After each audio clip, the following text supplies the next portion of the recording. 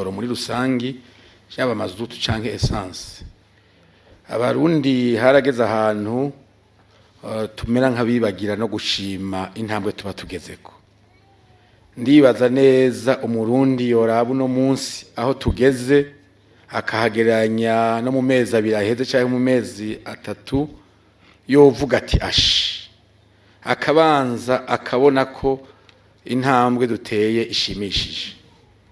Uravye mu minsi iheze aho n'abana bagira base n'abananirwa kuja ku mashuri kubera kubura ngene abantu biyunguruza, uno munsi ukabubona hari aho uca ku mastation y'abatanga ibitoro ugasanga bajya abantu baje gutanga itoro bariko barakina urubugu bahamagara mu motari babonye batingunywe.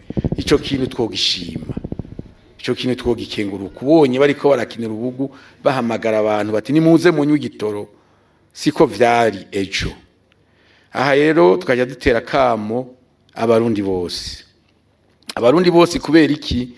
Kubera ubwo bukene bw'igitoro cyane cyane haragiyemo n'uruhara rw'abantu bimbura kimazi canke abantu b'inkozi z'ikibi bagenda bagerageza kugwanya utwigoro twa leta kugira ngo bigaragare ko atakigenda neza kiriho. Ariko abarundi bose duhagurukiye rimwe tukabagwanya. Muraza bamaze gufatanwa amabido menshi amajana n'amajana bariko bayanyegeza mu mazu, abandi bagenda kuyashora hanze. Aha ni hamwe hasabwa ko uruhara rw'umwe wese ruboneka mu kugwanya abo bantu batwononera iterambere mu bijanye n'ico gitoro. Urazi ko hageze n'abantu bashobora no gutanga n'igiturire kugira ngo igitoro ntikize, ariko abo harabonetse umukenyuro watumye gishobora no kwinjira.